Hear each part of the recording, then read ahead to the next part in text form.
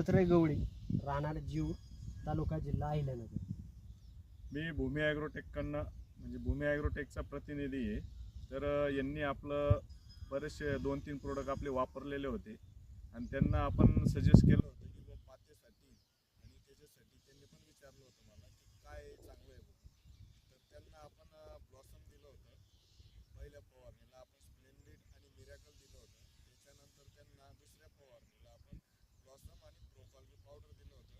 त्याच्यानंतर त्याच्यात फ्लोरन्स पण दिलं होतं, कारण की पातीची संख्या वाढवण्यासाठी आपण फ्लोरन्सचा उपयोग केला होता. पण तुम्हाला कसं वाटलं आपले प्रोडक्ट वापरल्यावर? एकच नंबर. पात्यांची संख्या पण भरपूर लागली व झाडांची निरोगी युक्त झाड असं झालेले आहे. शेंडा बिंडा कसं वाटलं तुम्हाला? शेंडा बिंडा एक भारी वाटतो आणि पुढे वाढ पण होऊन राहिली. कारण की शेंडा पण चांगला वाढतोय, त्यांना पाते पण चांगले लागलेले आहेत.